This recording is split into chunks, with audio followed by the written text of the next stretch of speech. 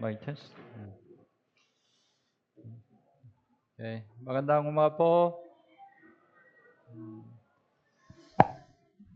Are you praying for the summer retreat? Kayo po ba'y nananalangin para sa summer retreat? Malapit na summer retreat. We need a more sincere prayer. Kailangan po natin ng mas maraming tapat na panalangin. Okay. Bago po tayo magsimula, malalangin po tayo. Mahal namin Ama na mahabagin at magpapala, salamat po sa pagligtas sa amin mula sa kasalanan at pagkawasak.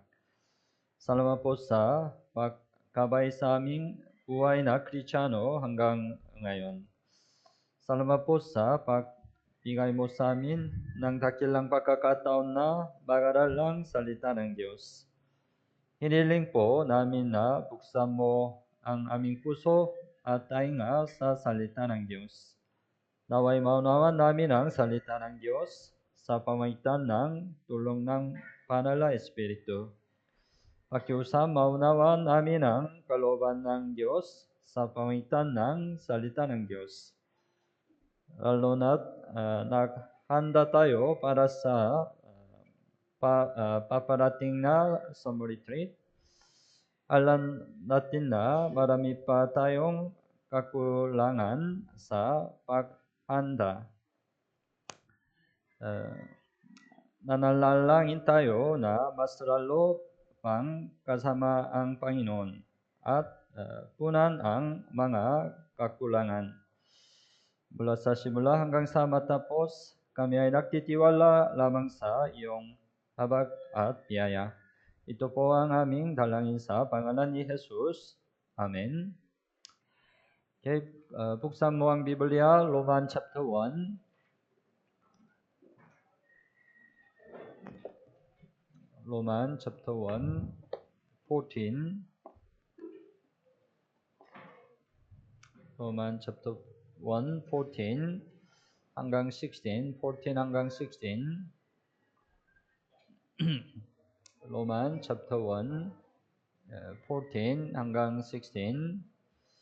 Okay, basahin po natin ng sabay-sabay.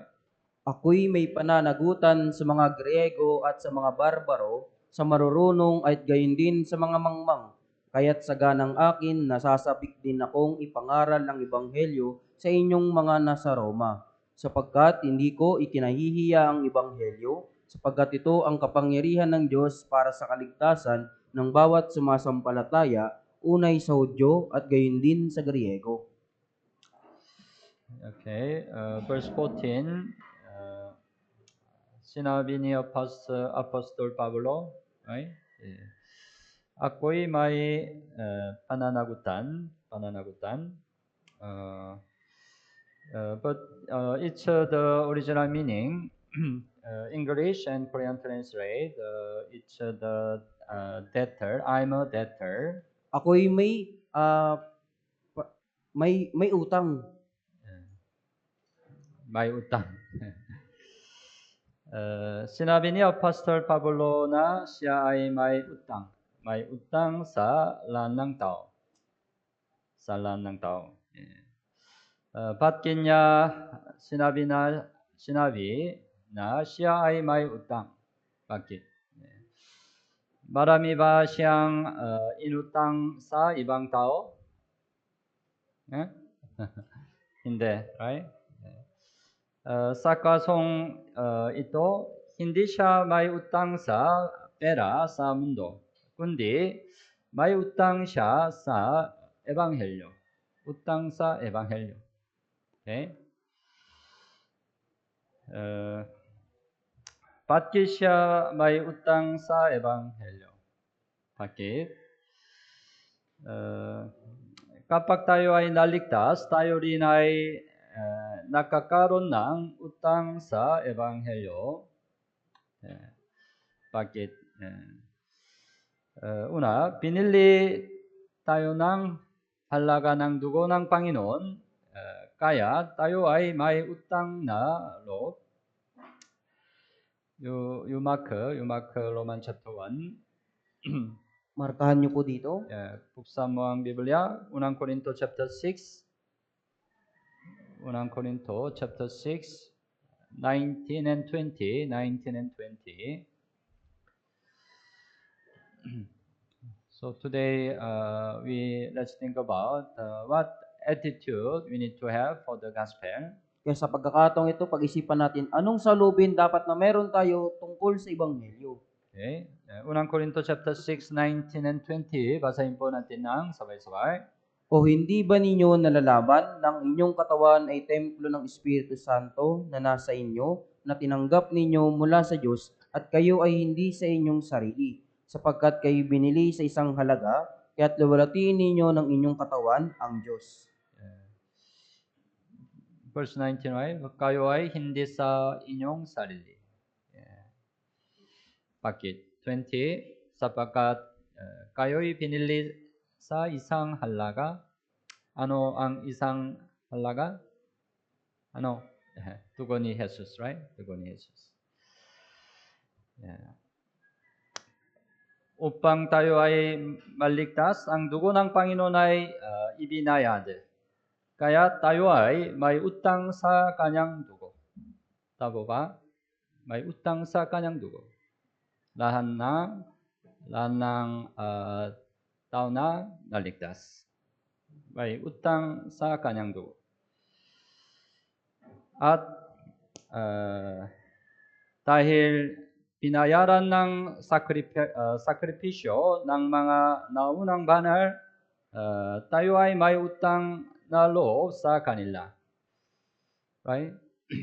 Until the gospel comes to you, many the Christian who live the people, their life was a sacrifice. Hanggang sa makarating sa iyo ang Ebanghelyo, maraming mga Kristiyano noon yung nabuhay noon po yung nagsakripisyo. Hanggang sa dumating ang Ebanghelyo sa atin, maraming dugo ng mga martir ang nabuhos. Tama ba? Kaya naman tayo ay may utang na loob sa kanila. Tama ba? Kung ganun, paano natin babayaran ng ating pagkakautang?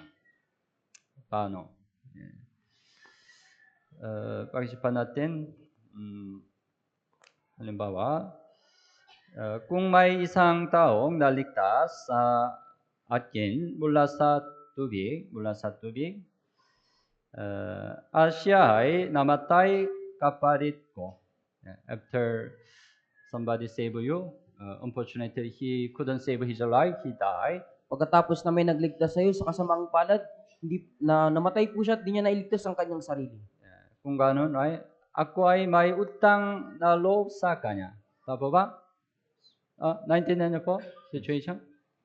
Naintindihan niyo po ba? Naintindihan? May utang na loob po.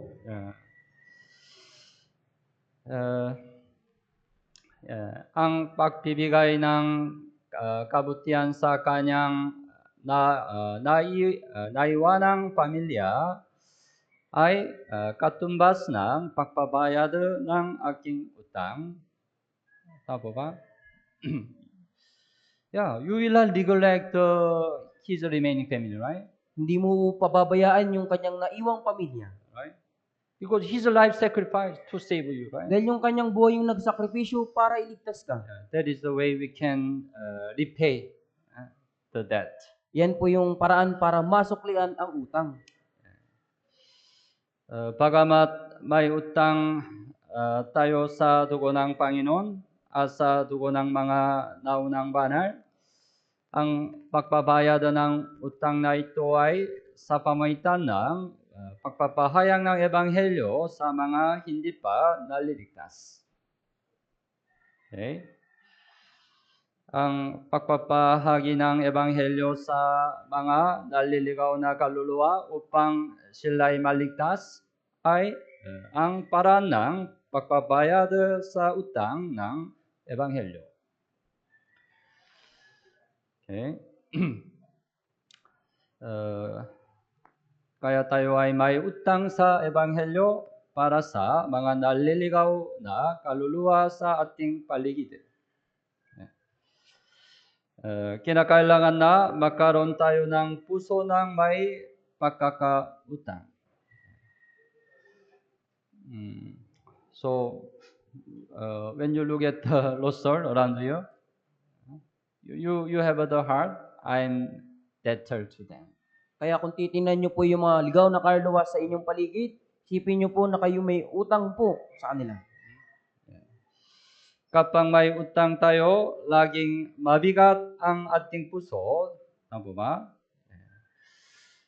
Kaya kinakailangan nating magkaroon ng mabigat na puso ng isang may pagkakautang. Sinabi ni Michelangelo, famous the drawer. Yung isang sikat na Michelangelo. Michelangelo po, si Michelangelo po. Sinabi niya, kung hindi ko kailangan bayaran ang mga utang ng aking mahirap na kamag-anak, hindi ko sana kailangan maghirap sa paglikha ng sining. Naintindihan? He had a very beautiful. He drew a very beautiful picture, amazing picture, right? Siya po ay nagdrawing ng nakakamanghang larawan po. But actually, he's hard at the time, right? To pay utang his family, his relative. He drew the picture. Pero sa katunayan, nagawa niya po iyon para bayaran po yung utang. Because he had a great burden in his heart to pay the utang. Dahil meron po siyang malaking pasan sa kanyang puso dahil sa utang. So, kapag iniisip ko ang mga kaluluwa ng pamilya, kapag anak at mga kaibigan na hindi ko pa naipapahayag ng ayos, bumibigat ang aking puso. Tama? So, when you think about the lost soul around you, you have a great burden in your heart. Kaya kung titingnan niyo po yung mga nawawalang kaluluwa sa paligid ninyo, magkakaroon po kayo ng pasan sa inyong puso po. Si Apostol Pablo ay may kagalakan at pasasalamat dahil sa kaligtasang nagtanggap niya. Ngunit kapag inisip niya ang mga pamilyang hindi pa naliligtas, siya ay nakaramdam ng matinding kalungkutan. Buksan mo ang Biblia, Roman chapter 9. Roman chapter 9.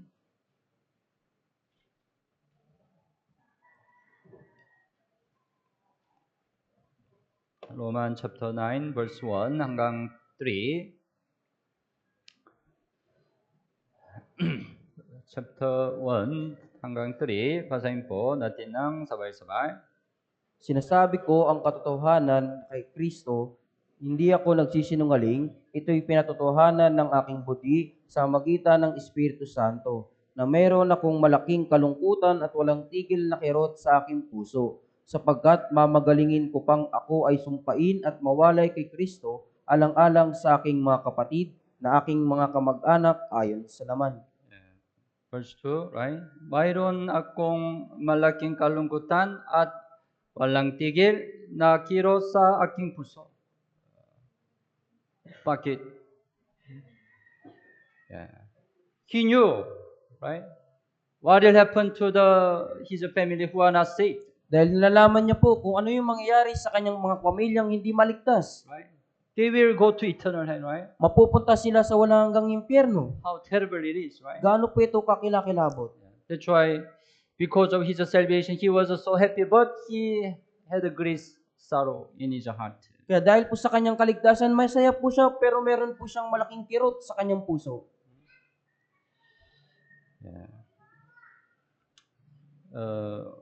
We are preparing, right, coming summer retreat. Tayo po, di ba, ay naghahanda para sa paparating na summer retreat.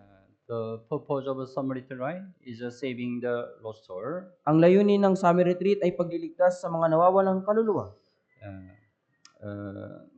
Kaya kapag hindi natin naakay ang mga nawawalang kaluluwa sa summer retreat, tayo ay makakaroon ng mabigat na puso. Right? Yeah, we need to have a heavy burden in our heart. Kaya kailangan natin magkaroon ng kabigatan sa ating puso po. Because we are, as we know, we are dead. Dahil gaya natin natutunan, tayo po'y mayroong utang. Ang pagpapayad ng utang ay isang obligation. Hindi ito isang bagay na maaaring piliin kung gagawin o hindi gagawin. Right? Pareho, ang pagpapahayag ng Ebanghelyo ay hindi isang bagay na maaaring piliin kung gagawin o hindi gagawin. Ang pagpapahayag ng Ebanghelyo ay isang natural na tungkulin. Okay? Buksan mo ang Biblia, unang Korinto chapter 9. Unang Korinto chapter 9. Verse 16.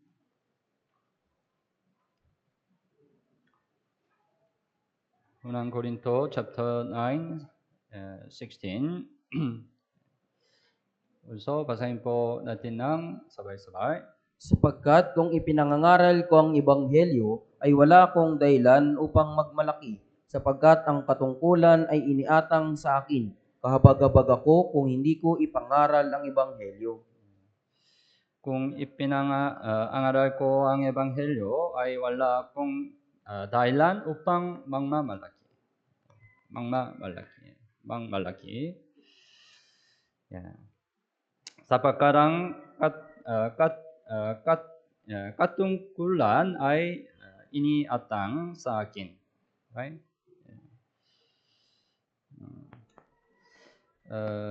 Kahabag-habag ako kung hindi ko ipangaral ang ebanghelyo. Ang utang ay dapat bayaran at pananagutin tayo sa hindi pagpapayad nito. So, yeah, we need to have the heart. We are debtor. We are debtor for the gospel. Tayo po, kailangan natin magkaroon ng puso na tayo po'y mayroong utang sa ebanghelyo. So, we need to have the heavy burden in our heart. Kailangan po natin magkaroon ng kabigatan o ng pasanin sa ating puso. God committed a great mission to save the lost soul through the gospel. Pinagkatiwala sa atin ang dakilang mission po na pagliligtas sa mga nawawalang kaluluwa sa magitan ng ebanghelyo. Especially this coming summer retreat, right? Yeah, we have to save many lost souls. Lalo na po sa summer retreat, kailangan nating magligtas ng maraming nawawalang kaluluwa. Yes. So don't forget, we are debtor for the lost soul. Kaya wag niyo pong kalimutan, tayo po'y may mga utang sa mga nawawalang kaluluwa. Balikan natin Roman chapter 1. Roman chapter 1, verse 15.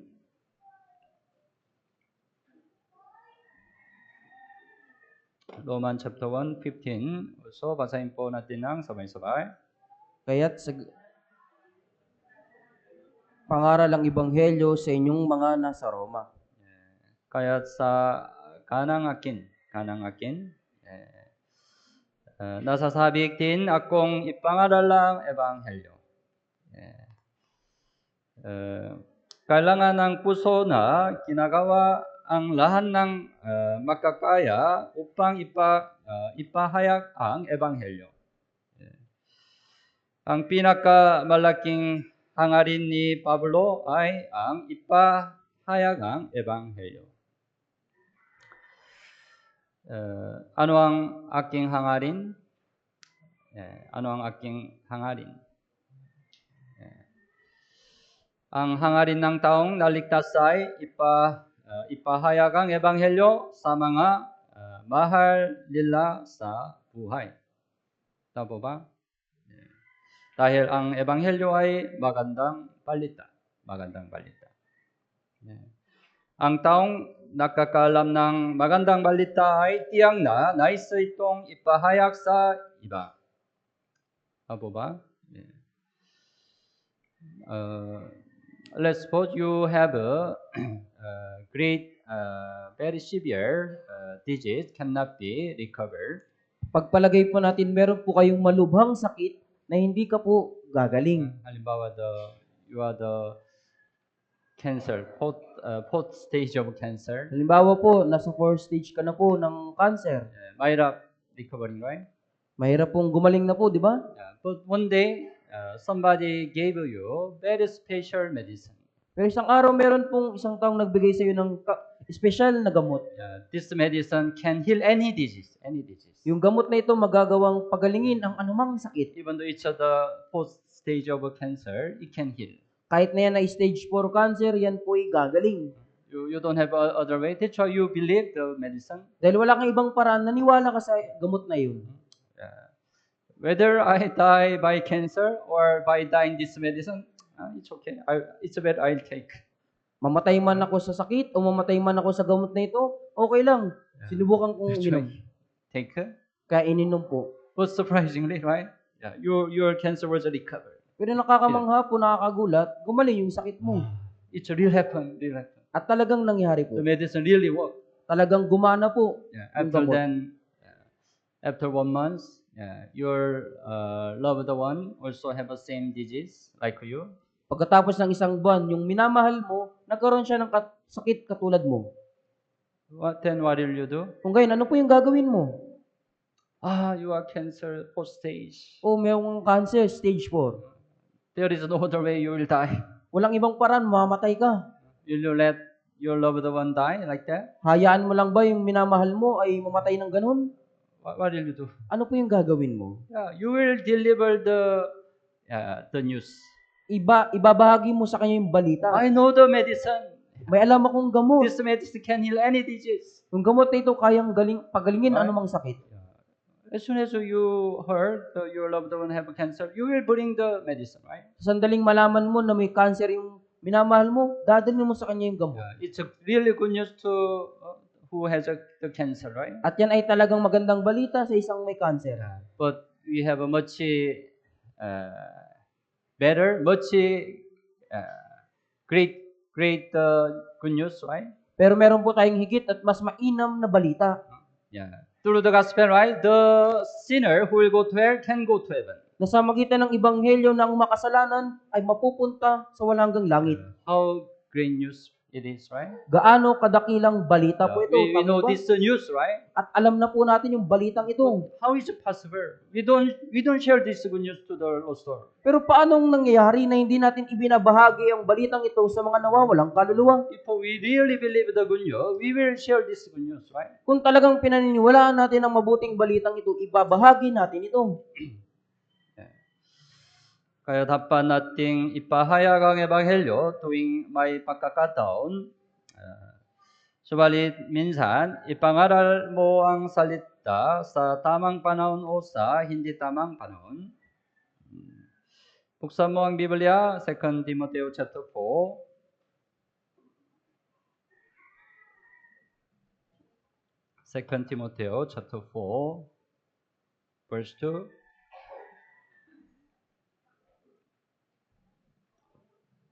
2 Timoteo chapter 4, verse 2. Okay, basahin po natin ng sabay-sabay. Ipangaral mo ang salita, magsikap ka sa kapanahunan at sa di kapanahunan, magtuwid ka, manaway ka, mangaral ka na may buong pagtsatsaga at pagtuturo. Ipangaral mo ang salita. Ipangaral mo ang ebanghelyo. Tama? Yeah. Magsikap ka sa kapanahunan at sa di kapanahunan. Right? Sometimes we have the chance to evangelize. Right? Minsan po, di ba, may pagkakataon tayo na But makapag-evangelize. sometimes we don't have a good time to evangelize. Minsan naman, wala tayong magandang oras na makapag-evangelize. That's why if we consider the time, we don't have a chance to evangelize. Kaya kung sa alang-alang natin, wala tayong oras o pagkakataon makapag-evangelize. Because most of our time, right, we think it's not good time. Dahil karamihan sa ating oras, iniisip natin ay hindi maayos. We think, it's not good time to evangelize. Iniisip natin palagi, hindi ito pagkakataon para It's not good time makapag-evangelize. evangelize the person. Hindi ito magandang pagkakataon para evangelize ang It's taong not ito. good situation to evangelize the person. Hindi ito yung magandang sitwasyon para ma-evangelize ang taong ito. Maybe we can have a lot of excuse, reason, Maaring magkaroon tayo ng maraming dahilan. right? Then when we can evangelize? Kung gayon, kailan po tayo mag-evangelize? That's why, right? Sinabi ng Biblia, ipangaral mo ang salita, magsikap ka sa kapanahunan at sa di kapanahunan. Don't look at situation. Huwag niyo pong tingnan yung sitwasyon. Don't look at their stubborn heart. Huwag niyo pong tingnan yung kanilang matigas na puso. Then we don't have a chance to evangelize. Kung gayon, wala tayong pagkakataon para We just look makapag-evangelize. at their lost soul. Tingnan lamang natin yung kanilang nawawalang Try to kaluluwa. look at the lost soul who will go to eternal hell. Subukan lamang tingnan yung mga nawawalang kaluluwang patungo sa Then impyerno. you will not see the situation. Kung gayon, hindi nyo na po titingnan yung sitwasyon. So, sa particular na ngayon, bago ang summer retreat, ito ay isang mahalagang panahon para sa evangelism. So, it's the great time we can evangelize those. Ito po yung dakilang pagkakataon na makapag-evangelize tayo ng mga nawawalang kaluluwa. So, if you have somebody you want to evangelize, don't delay. Kaya kung meron po kayong kakilala na gustong evangelize, huwag niyo po itong We still iantala. have 2 weeks, right? Meron pa po tayong 2 linggo. Whether they listen or not, we just preach the gospel. Makinig man sila o hindi, ipangaral lamang po natin ang ebanghelyo. Kailangan natin ng pusong handang gawin ang lahat para sa ebanghelyo. Pusong handang gawin ang lahat para sa ebanghelyo. Unang Korinto chapter 9, buksan mo ang Biblia. Unang Korinto chapter 9, verse 22 and 23.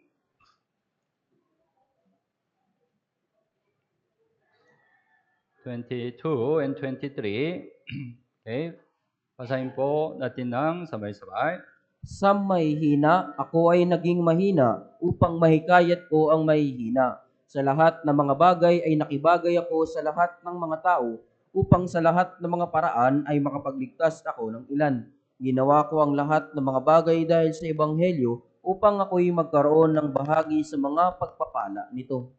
Sa lahat ng mga bagay ay nakibagay ako sa lahat ng mga tao. Bakit? Upang sa lahat ng mga paraan ay makapagligtas ako ng ilan. Possible, just one. He really want to save even one soul.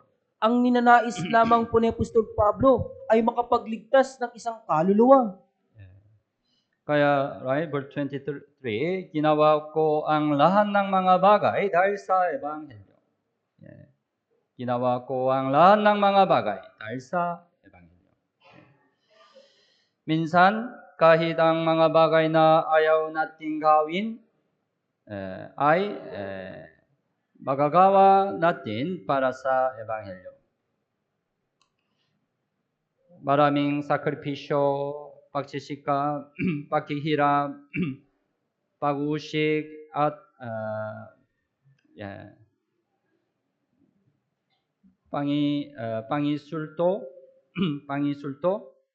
pangisulto ang kanyang tiisin para sa ebanghelyo, right?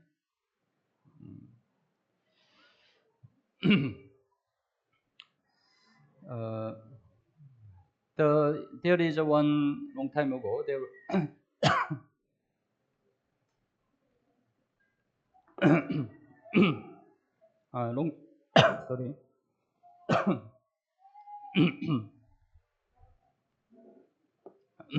Long time ago, there was one missionary.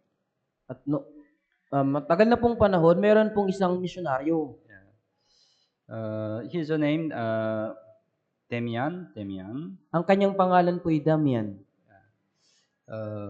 He wanted to evangelize the people one place, the people who were leprous. Gusto niyo pong i-evangelize yung isang lugar po na yung mga tao po doon ay mga ketongin. Maybe nobody want to meet leprous, right? Marahil wala pong tao na gustong makipagkita sa mga may ketong. But he has eager heart to evangelize them. Pero meron po siyang pagnanais na ma-evangelize sila. Then he stayed there and he tried to evangelize them. Kaya nanatili po siya doon at sinubukan silang ma-evangelize. Even though he tried his best, nobody want to listen. Kahit na sinubukan niyo po yung kanyang makakaya, wala pong nakinig. He was very depressed. Siya po ay na-depress. Yeah. Because they say, we are leprous. Dahil sinasabi nila, kami mga may ketong. Yeah, but you are good, you are okay, you are healthy. Pero ikaw, malusog ka, maayos ka. You are different. Ikaw ay iba. That's why they close their heart. Kaya sarado po yung kanilang puso. Then, Damian prayed to God and decide, At si Damian po ay nanalangin at nagpa siya. I'll be like them. Ako ay magiging kagaya nila. To open their heart, I will be like them. Para mabuksan lang yung puso nila, magiging kagaya nila ako. That's why intentionally he get their diseases some what do you call? They contact with them and he intentionally become leprous. At sinadya niya po na sumama sa kanila at magkaroon po ng ketong. He become intentionally leprous. At siya po, sinadya niyang magkaroon ng ketong. You know what's a leprous, right? Alam niyo po ba kung ano yung ketong? The whole body, skin destroyed. Yung kanyang buong katawan po, buong balat po, lahat may sugat. His face changed, very humble, pangit, right? Yung kanyang mukha po ay naging hindi gayong kaayaya. Because of many inflammation, whole body, right? Then he came to them again. Pagkatapos, muli po siyang bumalik sa kanila. Then the people there, they were so surprised. At yung mga tao po doon, gulat na gulat po sila. They cried, Umiyak po sila. why you become like that? Bakit ka naging ganon? Why you become like us? Bakit naging tulad ka namin? It opened their heart. Ito po yung nagpabukas sa kanilang That's why puso. the people there, they received the gospel. Kaya yung mga tao po doon, tinanggap nila ang ebanghelyo. It's a real thing, real history.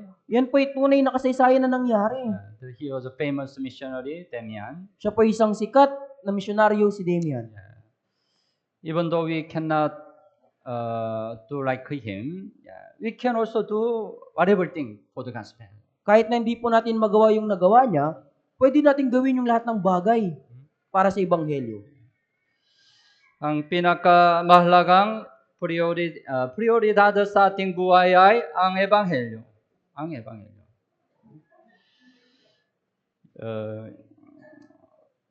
You sing well the song. We have a song, our hymnal book. Kinakanta niyo po ito sa ating hymnal book. The number 285. Page 285, Tanging Ebanghelyo. The title, Tanging Ebanghelyo. Right? Tanging Ebanghelyo.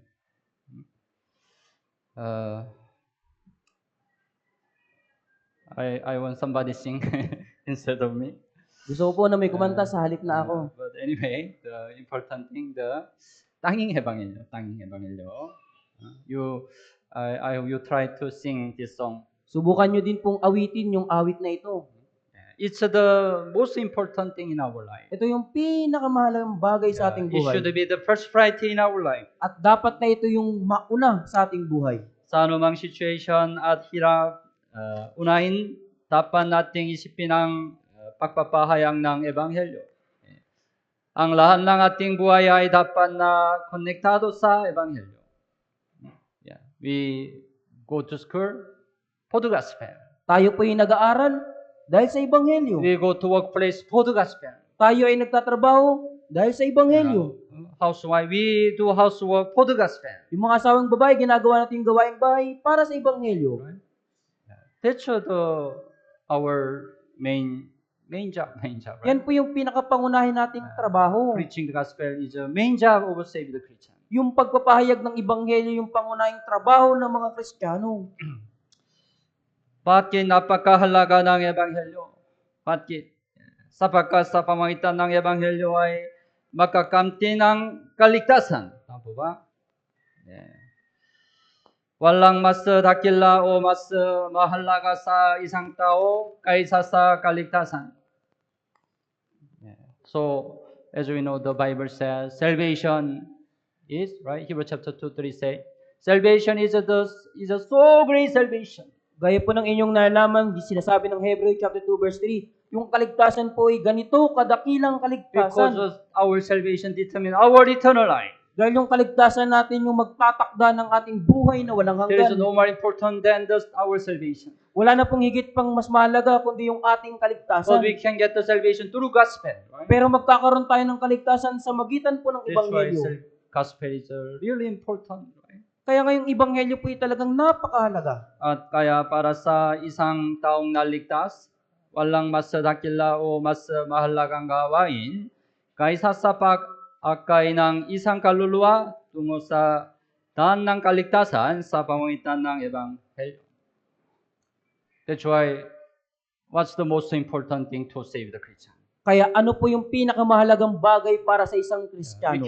We already got the salvation. Tayo po nagkaroon na ng kaligtasan. Right? We don't need to worry about it, right? Hindi na natin kailangan mag-alala pa tungkol dito. But we have the most important thing.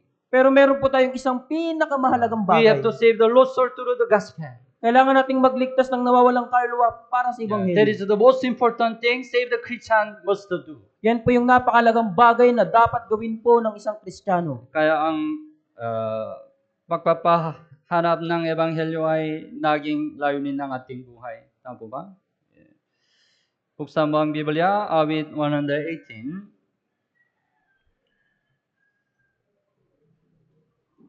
Awit 118, verse 17.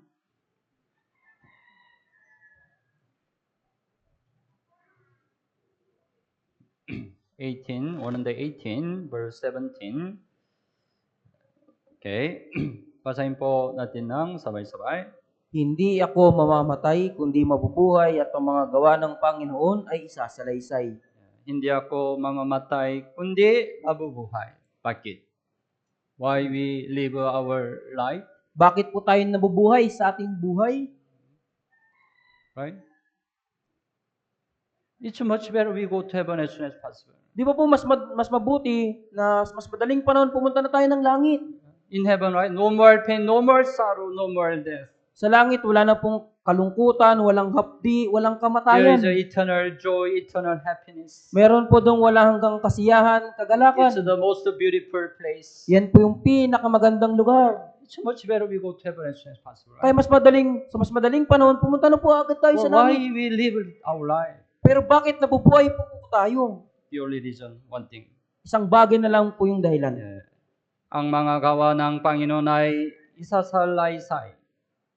It means to preach the gospel, right? Ibig sabihin, upang ipangaral ang Ebanghelyo. That's the purpose of our life. Yan po yung layunin ng ating buhay. Kung ganun, bakit natin itinuturing na mahalaga at malaki ang summer retreat? Pag-isipan natin summer retreat. Bakit natin itinuturing na mahalaga at malaki ang summer retreat?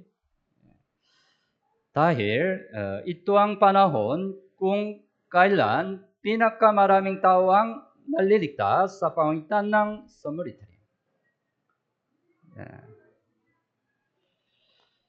Ito ang panahon kung kailan nagpapakita ang Diyos ng pinakamalaking himala. That's true, right? Totoo po ito. Tama po ba? Every year, how many people gather together in retreat center? Taon-taon, alam niyo po kung gaano karaming nagtitipon po o nagsasama-sama sa retreat center? Not only this Manila region, we have some retreat each different place in the whole of Philippines. Hindi lamang po sa Manila region, kundi sa iba't ibang panig po ng ating Pilipinas po meron po.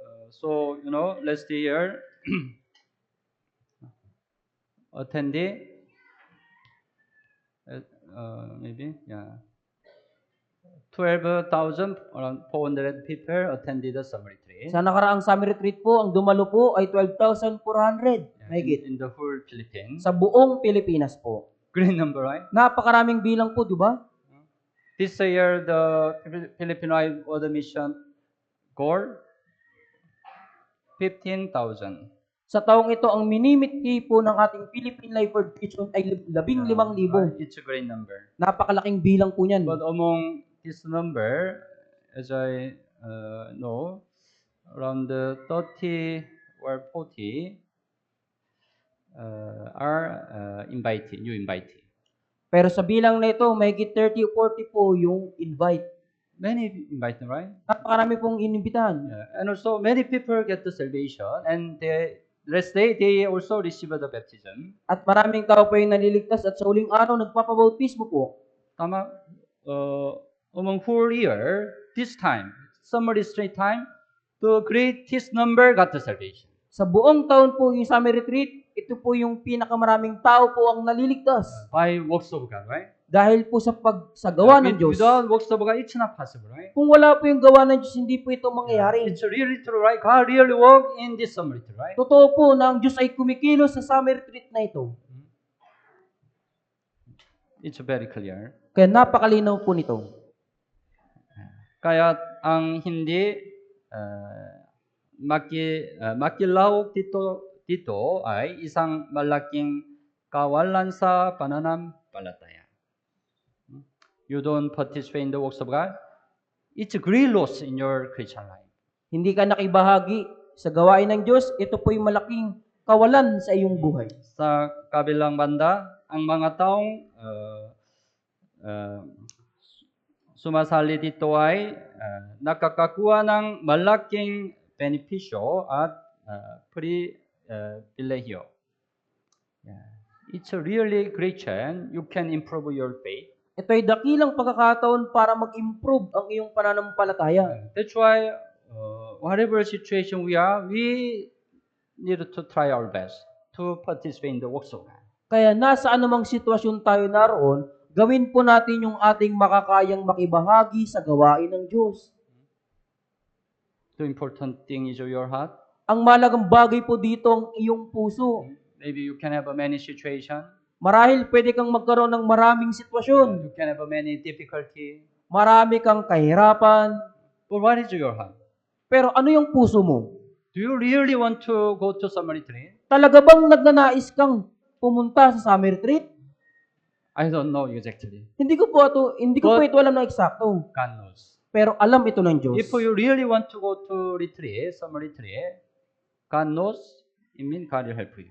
Kung talagang nagnanais kang sumama sa summer retreat, alam ito ng Diyos at tutulungan ka ng Diyos. God will make way. Ang Diyos ay gagawa ng paraan. So, yeah. Maybe this year also, many people will get the salvation through this summer retreat. Marahil sa taong ito, maraming tao din po ang maliligtas sa magitan ng summer retreat. Because all the brothers and sisters in the Philippines participate, right? Dahil lahat ng ating mga brothers and sisters sa Pilipinas nagkikibahagi. All the brothers and sisters in the Philippines pray together, right? Lahat ng mga brothers and sisters sa Pilipinas ay nananalangin. All the brothers and sisters in the Philippines sacrifice. Lahat ng mga brothers and sisters sa Pilipinas nagsasakripisyo. Sacrifice their time. Sinasakripisyo yung kanilang oras. Sacrifice their money. Sinasakripisyo yung kanilang pera. Sacrifice all their energy, right? Sinasakripisyo yung lahat nilang lakas. That's why God cannot help working in there, right? Kaya ang Diyos wala po siyang magawa kundi kumilos sa kanila. Dapat nating ibigay ang ating buong makakaya sa pagpapahayag ng Ebanghelyo. Gaano ba dapat natin ibigay ang ating pinakamahusay? Gaano? Anong isip mo? Gaano?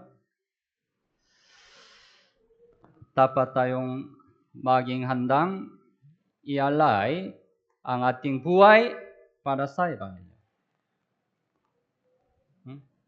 Are you ready to die for the gospel? Handa na po ba kayong mamatay para sa Ebanghelyo? Our Lord wanted. Ito po yung gusto ng Diyos. Si Apostol Pablo ay handang mamatay para sa Ebanghelyo. Tama? Gawa chapter 20, buksan mo ang Biblia. Gawa chapter 20. 20 verse 24. Gawa 20, 24.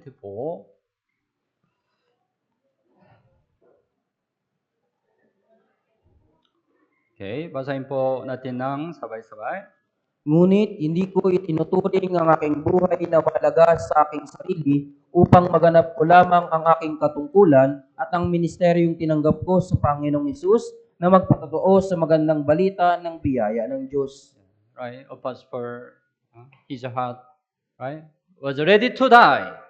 Yung puso po ni Apostol Pablo ay handang mamatay. But it shouldn't be only his heart. Pero dapat na hindi ito puso lamang niya. It should be all the brothers and sisters' heart. Ito po yung dapat na maging puso ng lahat ng mga kapatid. Kung ipapahayag natin ang Ebanghelyo ng may handang mamatay, kahit sino ay maaaring mag-evangelize. Ang taong handang mamatay sa pakikipaglaban ay ang nakakatakot. Tama ba? Let's suppose of course we shouldn't fight with anybody. Siyempre po dapat na hindi natin gawin ito na makipaglaban sa iba. But let's suppose you met situation you have to fight with somebody. Pero ipagpalagay natin na humarap ka sa sitwasyon na kailangan mong labanan ng isang tao. The other side looks smaller than you. Na yung kabilang panig ay mas maliit kaysa sa'yo. Looks weaker than you. Na mas mahina kaysa sa'yo. That's why you think I can overcome. Kaya iniisip mo, kaya ko itong talunin. But let's suppose the other side want to fight the other side is ready to die. Pero pagpalagay natin na yung nasa kabilang tao na yun, handa siyang mamatay. You understand situation? Naintindihan niyo po yung sitwasyon? The other side, even small, ready to die. Yung isang tao na yung kahit na maliit po siya, handa siyang Ready to mamatay. fight their eye different, right? Yung kanyang mata, ibang-iba na. Can you fight? Kung gayon, malalabanan mo ba siya? If the other side ready to die, you will run away. Kaya kung siya ay handang mamatay, ikaw tatakbo. Because you cannot overcome the person who are ready to die. Dahil hindi mo magagawang talunin yung isang taong handang mamatay. We need to ready to die for the gospel. Kailangan nating maging handang mamatay para sa Ebanghelyo. Yeah. Then you don't fear anybody. Kung gayon, hindi ka po matatakot sa kanino man. If you're ready to die, you don't fear any situation. Kung ikaw ay handang mamatay, hindi ka matatakot sa anumang sitwasyon. Yeah. God wants it. God wants it. Opo, ito po yung gusto ng Diyos. So, in this summary, right, we also try to be ready to die. Kaya sa aming retreat na ito, subukan din po natin handang namamatay. If we die for the gospel, right, it's really glorious. Kung tayo po'y mamamatay dahil sa Ebanghelyo, ito po talaga ay maluwalhati. Long time ago, right, there were many martyrs. Noong unang panahon po, di ba, nagkaroon ng napakaraming martir? Right, they are the people who died for the gospel, right? Sila talaga yung mga tunay na taong namatay para sa Ebanghelyo. In the early church, right, there were many martyrs. Sa naunang church po, nagkaroon ng maraming martir. When they were caught by Roman soldier, sometimes their body was burned by fire. Kapag nahuhuli sila ng mga Romanong sundalo, minsan yung kanilang katawan po sinusunog. and their body cast into the cage of the lion. At yung kanilang katawan po itinatapon sa yungib Their ng whole leon. body was pierced, Yung kanilang katawan po ay sinisibat. but they didn't give up. Pero hindi po sila sumusuko. Yeah, because they were ready to die for the gospel. Dahil handa na silang mamatay sa Ebanghelyo. They chose to die for the gospel. Mas pinili nilang mamatay para sa That's Ebanghelyo. why they became martyrs. Kaya nga sila ay naging martir. But our time, right? We don't have a situation to die for the gospel like them, right? Pero sa ating panahon po, di ba, wala tayong sitwasyon na handang mamatay para sa Ebanghelyo gaya nila. Right? Especially Philippines is a very good place to preach the gospel. Lalo na ang Pilipinas, napakagandang lugar para ibahagi ang Ebanghelyo. Even though you preach the gospel, nobody kill you, right? Kahit na ibagi mong Ebanghelyo, walang papatay sa iyo. Di ba You po? are very free to preach the gospel. Ikaw ay malayang-malaya na ipangaral ang Ebanghelyo. But some other country, right? Until now, if they preach the gospel, they will kill them. Pero mayroon pong mga bansa na kapag sinusubukan nilang mag-evangelize po, pinapatay po. Some Islam country. Yung sa mga Islam na bansa. But our heart, you have to have the heart ready to die, ready to die. Pero yung ating puso, kailangang magkaroon ng pusong handang mamatay. Balikan natin Roman chapter 1. Roman chapter 1, 16. Sapagkat hindi ko ikinahiya ang ebanghelyo. Hindi natin dapat ikahiya ang ebanghelyo. Dahil ikahiya ang ebanghelyo ay katumbas ng ikahiya ang Panginoon. Ikahiya ang Panginoon. Hindi ikinahiya ni Jesus ang krus para iligtas tayo. Tama? Buksan mo ang Biblia, Hebrew chapter 12. Hebrew chapter 12, verse 2. Hebrew chapter 12, verse 2. Okay, basahin po natin ng sabay-sabay.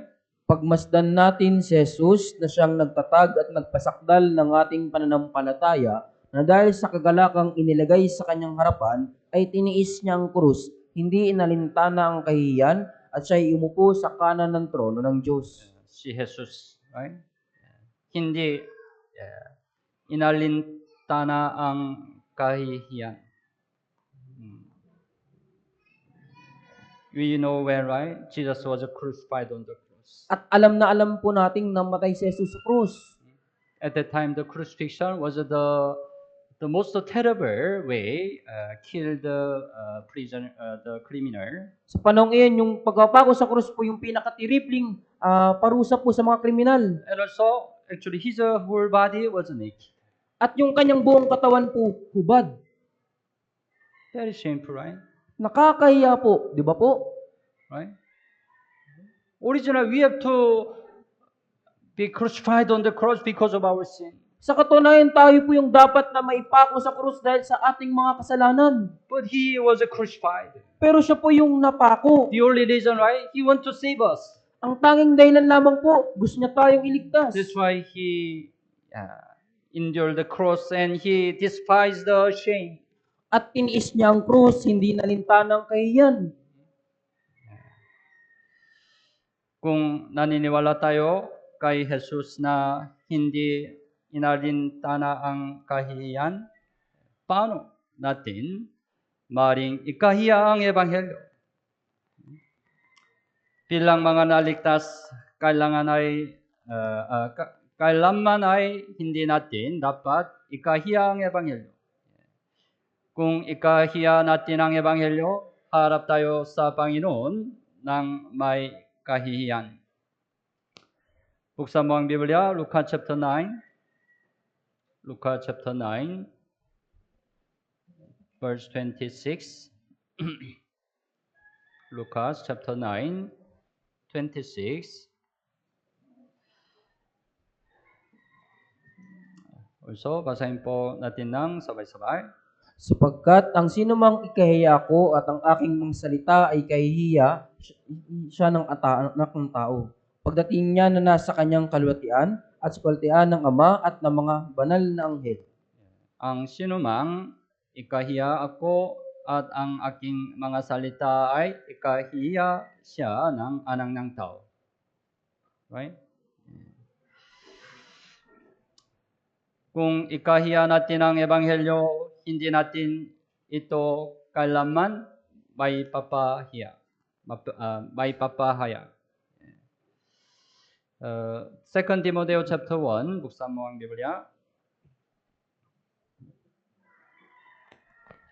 2 Timoteo chapter 1, verse 8. 2 Timoteo chapter 1, verse 8. Okay, basahin po natin ng sabay-sabay. Huwag mong ikahiya ang pagkapatotoo sa ating Panginoon ni sa akin na bilanggo niya, kundi makipagtiis ka alang-alang sa Ebanghelyo ayon sa kapangyarihan ng Diyos. Huwag mong ikahiya ang pagpapatuto sa ating Panginoon. Ang pagpapatuto sa ating Panginoon, ito ay ebanghelyo, tama? Huwag mong ikahiya ang ebanghelyo. Why Apostle Paul said, don't be ashamed of the gospel? Bakit po nasabi ni Apostol Pablo, huwag mong ikahiya ang Ebanghelyo? Because sometimes we can be also ashamed of the gospel. Dahil minsan pwede nating ikahiya ang Ebanghelyo. After salvation, some Christian, they don't reveal their faith. Pagkatapos ng kaligtasan, may mga Kristiyano, hindi nila inahahayag yung kanilang pananampalataya. Their family or the family are very deep Catholic. Yung kanilang buong pamilya ay malalim na Katoliko. That's why they fear reveal their faith. Kaya natatakot silang ipahayag yung kanilang pananampalataya. If I say I go to Cavite Church, or my family will persecute me, Kapag sinabi kong ako ay pupunta sa Cavite Church, uusigin ako ng buong pamilya ko. then hide the face. Kaya tinatago niya ko. Sunday morning, don't tell to family. Pag linggo ng umaga, hindi niya sinasabi sa pamilya. Where are you going? Saan ka pupunta? Sunday morning, where are you going? Linggo ng umaga, saan ka pupunta? Don't reveal faith. Hindi niya po hinahayag yung kanyang pananampalataya. I just go there. Pupunta lang po ako doon. I just go there. Pupunta lang ako doon. Don't reveal the faith, right? Hindi hinahayag yung pananampalataya. It's ashamed of the gospel, right? Yan po yung ikahiya ang Ebanghelyo. After salvation in church, right? Before lunch, we pray to God first, right? Di ba po, sa church, bago kumain, nananalangin po sa Diyos po, di ba? You pray to God, right? Nananalangin po ba kayo sa Diyos? It's easy Madali po, di ba? because all brethren pray together. Dahil lahat ng mga brothers and sisters nananalangin po. But what about your place? Pero paano naman sa inyong mga lugar? Your school, Sa inyong school, your workplace, sa inyong pinagtatrabahuan, your family, sa inyong your house? pamilya. Do you continue praying Patuloy ka bang nananalangin? or you feel shy? O nahihiya ka? Nobody pray before the meal. Walang nananalangin bago kumain. If I pray, they look at me. Kapag nanalangin ako, titingnan nila ako. You hesitate prayer. Nag-alinlangan kang manalangin? It's ashamed of gospel. Yan po yung ikahiya ang Ebanghelyo. If we are ashamed of gospel, how can you preach the gospel? Kung ikinakahiya natin ang Ebanghelyo, paano natin may papangaral ang Ebanghelyo? We have to boldly reveal our faith. Kailangan nating matapang na ipahayag yung ating Then why we pananampalataya. can boldly preach the gospel? Kung ngayon matapang nating may papahayag ang Ebanghelyo. Dapat nating ipangmalaki ang ebanghelyo. Buksan mo ang Biblia, Galatians chapter 6. Galatians chapter 6, verse 14. Galatians chapter 6, 14. Okay. Basahin po natin ng sabay-sabay. Subalit, ito ang mangyari sa akin at kapatid, maliban sa krus ng ating Panginoong Hesukristo, na sa pamagitan nito, ang sanlibutan ay ipinako sa krus para sa akin at ako'y sa sanlibutan. Huwag nawang mangyari sa akin ang magmamalaki, maliban sa krus ng ating Panginoon Hesus Kristo. Right? krus ng ating Panginoon Hesus Kristo. Right? Ito ay ebanghelyo, right? Ebanghelyo. Bagaman maraming bagay na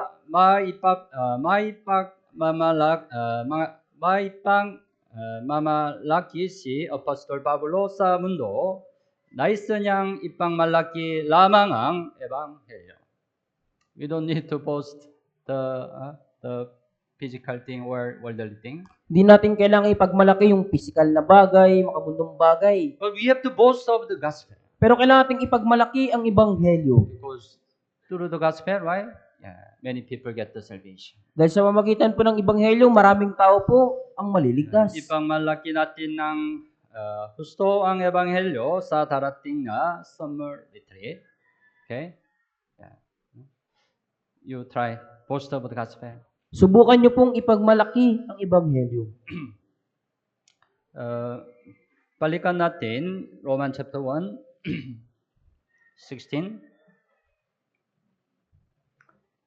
Yeah.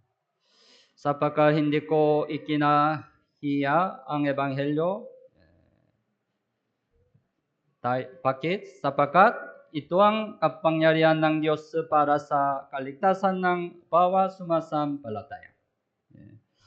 Sa pamamagitan ng kapangyarihan ng ebanghelyo, ang nananampalataya ay maliligtas. You have to understand, gospel has a power. Kailangan nating maintindihan, ang ebanghelyo po ay may kapangyarihan. Kapag ipinapahayag natin ang ebanghelyo, hindi lamang salita ang ating dala, kundi kasama rin ang kapangyarihan ng Banal na Espiritu. Buksan mo ang Biblia, unang Thessalonica chapter 1. Unang Thessalonica chapter 1, verse 5. Unang Thessalonica chapter 1, verse 5. Okay, basahin po natin ng sabay-sabay. Sapagkat ang aming ebanghelyo ay hindi dumating sa inyo sa salita lamang, kundi sa kapangyarihan din at sa Espiritu Santo at sa lubos na pagtitiwala, kung paanong nalalaman ninyo kung anong pagkatao ang aming pinatunayan sa inyo, alang-alang sa inyo. Ang aming ebanghelyo ay hindi dumating sa inyo sa salita lamang. Tama? Kundi sa kapangyarihan din. Right? Kapangyarihan din. Gospel has a power. Ang ebanghelyo po may kapangyarihan. How the dead spirit can become alive. Paano po ba ang patay na espiritu ay mabubuhay? How the sinner who will go to hell can go to heaven. Paano po yung makasalanang patungo sa impyerno ay mapupunta sa langit? Through the gospel. Sa pamamagitan ng ebanghelyo. The gospel has the power. Ang ebanghelyo po may kapangyarihan. Ang ebanghelyo ay nagpapalambon ng matigas na puso. Dahil ang ebanghelyo ay may kapangyarihang magpalambon ng puso ng tao dahil sa dakilang pag-ibig ng Panginoon na nakapaloob dito. Right? In the gospel, there is the very strong heart love of God, right? Sa ebanghelyo po meron po dong napakatinding, napakalaking pag-ibig ng Diyos. God so loved this world, that's why He sacrificed His only begotten Son, Jesus Christ. Sapagkat gayon na lamang ang pag-ibig ng Diyos sa libutan na isinakripisyo niya yung kanyang tanging anak na si Jesus. Because of this great love of God, gospel changes the heart. Dahil sa dakilang pag-ibig ng Diyos, yung ebanghelyo po, nagagawang pabaguhin po yung puso. Minsan kahit hindi narinig ang salita tungkol sa kasalanan, may mga tao na naliligtas sa pamamagitan ng pakikinig lamang sa ebanghelyo. Because gospel has the power. Sapagkat ang ebanghelyo po may kapangyarihan. Sa pamamagitan ng kapangyarihan ng ebanghelyo, hindi lamang naliligtas ang tao, kundi nagpababago rin ang kanyang buhay. You got the salvation through the gospel, right? Nagkaroon ka ng kaligtasan sa magitan ng ebanghelyo, tama po ba? After you got the salvation, your life was changed, right? Pagkatapos ng kaligtasan, yung buhay mo po nabago, tama po ba? Gospel changed you. Ang ebanghelyo yung pabago sa iyo. Sometimes we experience, right? Some people say that, I understand the gospel. Minsan naranasan po natin sinasabi ng ibang tao, naintindihan ko yung Ebanghelyo. Through the gospel, I got the salvation. Sa magitan ng Ebanghelyo, nagkaroon ako ng kaligtasan. But when you look at carefully their life, no any change. Pero kung titingnan natin mabuti yung kanilang buhay, walang anumang pagbabago. No any change. Wala pong pagbabago. They don't have a heart to come to church. Wala silang, They don't have a heart to listen to the word of God. wala silang pusong makinig sa salita ng They Diyos. don't have a heart to have a fellowship with the brethren. Wala silang pusong makipag-fellowship sa mga They kapatid. don't have a heart to save the lost soul. Wala silang puso na magligtas ng mga nawawalang kaluluwa. No any change, right? No walang change, right? Wala pong pagbabago, di ba po? The gospel really enter to their heart. Yung Ebanghelyo talaga bang nakapasok sa kanilang puso? Maybe they can have some knowledge of the gospel. Marahil meron lamang silang kaalaman ng Ebanghelyo. But they didn't really experience the power of the gospel. Pero hindi talaga nila naranasan ang kapangyarihan ng Ebanghelyo. That's why they don't have any change. Kaya wala po silang anumang pagbabago. Yeah.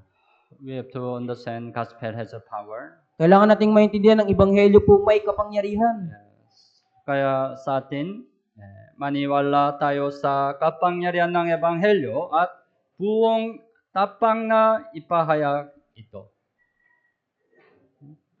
When you really believe gospel has the power, Naniniwala po ba talaga kayo ng Ebanghelyo may you kapangyarihan? can really boldly preach the gospel. Ngayon matapang nating may papangaral ang Ebanghelyo.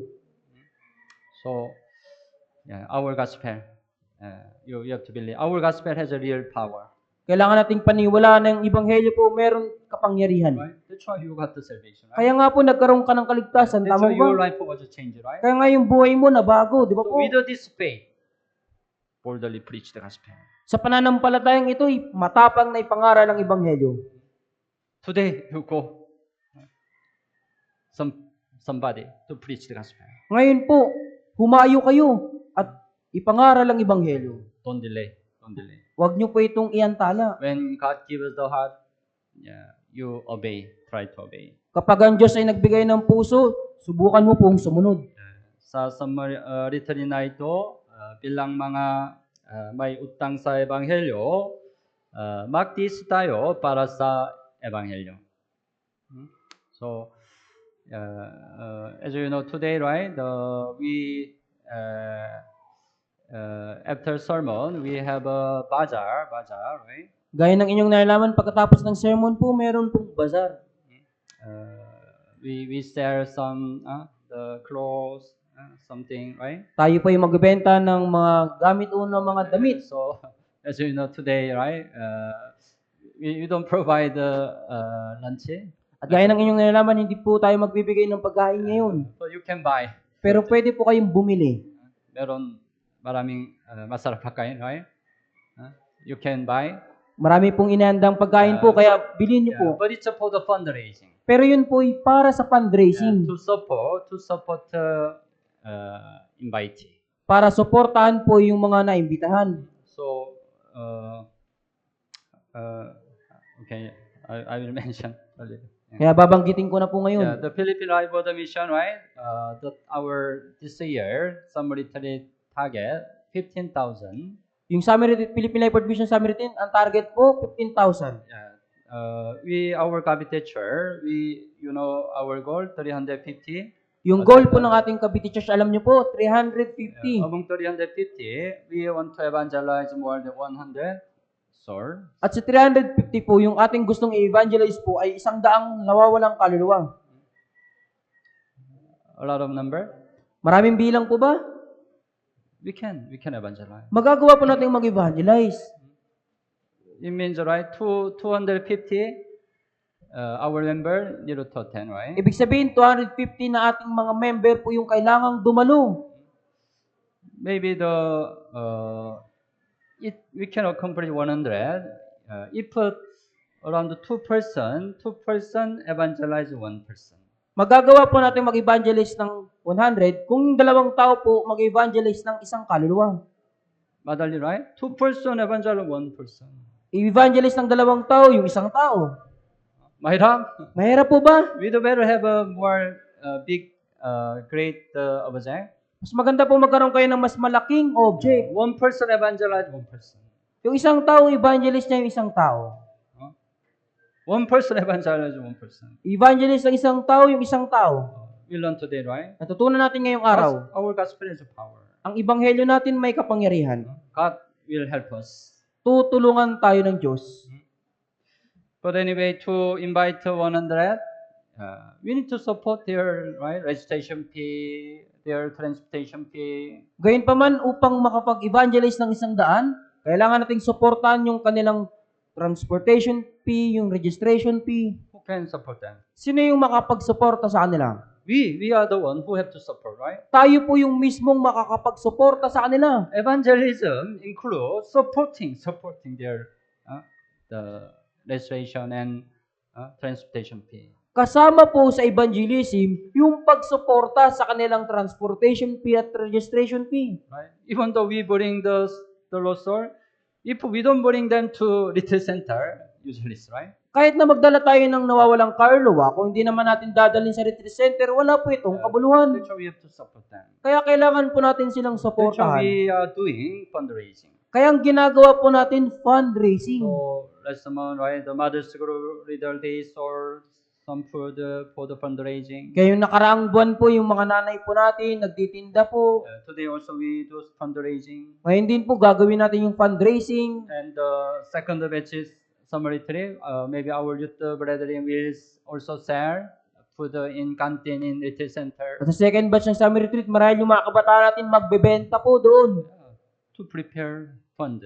Para maihanda po yung fund.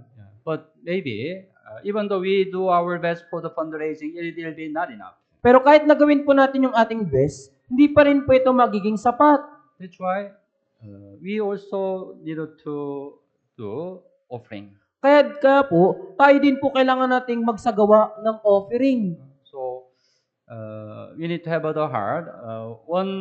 Our member can support the one invitee, their registration fee. Kailangan nating magkaroon ng puso na yung isang member kailangang magsuporta ng isang kaluluwa yung kanilang registration fee. Then maybe we can really lead the 100 lost soul. Kung gayon, magagawa po talaga natin makapag-evangelize ng 100. So, if God allow, you can support more invitee. At kung ipahintulutan pa ng Diyos, suportahan niyo po yung mas marami pang inimbitahan. But if your situation not allow, even small amount, you can support for the invitee. Pero kung hindi na pahintulutan ng iyong kalagayan, kahit sa maliit na halaga po, gawin mong sumuporta. The important thing is your heart. Yung mahalagang bagay po dito ang iyong puso. I will participate in the works of God to evangelize lost soul. Makikibahagi ako sa gawain ng Diyos para mag-evangelize ng nawawalang kaluluwa. Not only bring the lost soul, but also support them. Hindi lamang dadalhin yung nawawalang kaluluwa, kundi suportahan din sila. Okay? So, let's accomplish our goal this year. Kaysa katuparan po natin yung ating miti sa taong ito. We can really glorify our Lord. At talagang maluluwalhati natin ang ating Panginoon. Okay? Okay po? Manalangin po tayo. Mahal namin Ama na mahabagin at magpapala. Salamat po sa pagligtas namin mula sa kasalanan at pagkawasak. Salamat po sa pagbigay mo sa amin ng dakilang pagkakataon na mag-aral ang salita ng Diyos. Salamat po sa maunawa ng kalooban ng Diyos sa pamamagitan ng salita ng Diyos. Hiniling po namin na sundin natin ang salitang natutunan natin ngayon. Tulungan mo po kami na mabuhay ng higit na sumusunod sa iyo sa taong ito. Naway ang lahat ng mga banal ay makibahagi at magtala ng maraming kaluluwa sa summer retreat na magsisimula sa 29. Kumilos ka upang ang maraming kaluluwa ay maligtas at makapagbigay ng kaluwalhatian sa Diyos. Ito po ang aming dalangin sa pangalan ni Jesus. Amen.